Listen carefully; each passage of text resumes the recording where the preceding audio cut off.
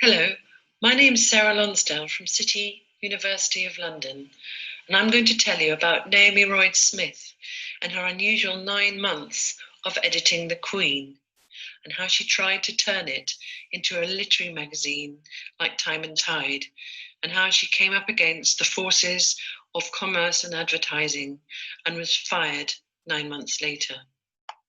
Naomi Royde-Smith was born in 1875 to a wealthy industrialist family, which fell upon hard times, and she had to go out and get a job. In 1904, she joined the new Saturday Westminster as secretarial assistant to the editor. Almost immediately, she began her famous Literary Problems column, which encouraged young poets and aspiring novelists to solve literary problems, the prizes being 3 guineas, and publication in the paper. In 1912, she became literary editor, discovering several new writers. Royde-Smith began writing book reviews for Time and Tide from its launch year in 1920. She made no secret of promoting her friends, and in this review of Sylvia Lynd and Rose Macaulay's books, mischievously called it log rolling. Her job at Saturday Westminster became increasingly insecure, and she began searching for a new one in the early 1920s. The editorship of The Queen was an odd choice. Royde-Smith had never disguised a dislike of the so-called smart set. The Queen, founded at the height of Queen Victoria's popularity in 1861, was a huge success, an elite paper for the ladies of the so-called upper 10,000. It defined feminine news as prioritizing information about the court and the doings of debutantes. And also, it was absolutely axiomatic in defining femininity as incompatible with engagement in public affairs. Before Royde-Smith took over in 1924, it carried very little literary material. Only 1 book a week was discussed on the library table page. As soon as she took over the editorship in January 1924, Royde-Smith began making changes. She increased the books and arts coverage by several pages each week and added an editor's notes column where she discussed policy and politics, from the laws on capital punishment to property law to goings-on in the House of Commons, something the Queen had previously avoided. She also introduced a new feature called A Man's Diary, written by A.P. Herbert, and it was almost exact copying with respect to the magazine's different genres of Time and Tide's tongue-in-cheek Our Men's page, edited by, quotes, Sudaffa Damboring Bart. In A Man's Diary, in The Queen, A.P. Herbert pokes fun at the institutions its readers held dear, the debutante season, Ascot, Wimbledon, and other society events.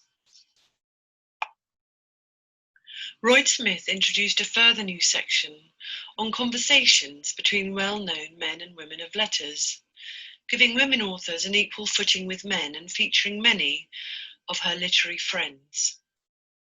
The books pages became an almost exclusively female and feminist domain, carrying reviews of novels by Naomi Richardson, Clement Stane, and a review of the new biography of Olive Schreiner, authored by Ray Strachey. Lady Rhonda, Time and Tide's founder and patron, was ubiquitous in The Queen that summer, her name appearing several times in the news and letters pages. Royde-Smith also included much more poetry under her editorship. She used Eleanor Farjon a lot, who had been a regular in Time and Tide since May 1922. Eleanor Farjon's poetry can be seen in the 1924 editions of The Queen, including this poem, very feminist poem called The Cock in 1924. Through the summer of 1924, Royde-Smith inserted increasing quantities of fiction and replacing romantic short stories with quite lengthy and interesting literary pieces by Naomi Mitchison, Viola Meynell, and the poet Catherine Tynan. On the 2nd of July 1924, Royde-Smith published a short story by Dorothy Richardson, which is a very early iteration of her epiphanic moment in the garden and bee memory. In this short story, the little girl on the path in her garden suddenly faints as she realizes the difference and the gulf that separates her from the world of nature, and the plants and the bees are strangers to her. The gulf between Royde-Smith's interests and those of her readers was now so wide as to be unsustainable. She started poking at their social lives, ridiculing in the 2nd of July issue the Heart of Empire Ball, pouring scorn on the 50-foot-high waterfall that organisers had created for the well-dressed dancers. She was fired in September, and within weeks of her departure, the Queen was restored almost to its pre-1924 design and content, although it did retain some of its more literary pages. But by the end of October, the editor's notes and contents page, with its political discussions, had been replaced by a full-page photograph of a beautiful bride or debutante. The man's diary disappeared without trace. But knitting patterns that Naomi Royde-Smith had banned on her arrival at the Queen in the spring made their triumphant return. After her sacking, Royde-Smith became a full-time novelist, and her first novel, The Tortoiseshell Cat, was published just months later after a frenzied period of creativity in October and November 1924.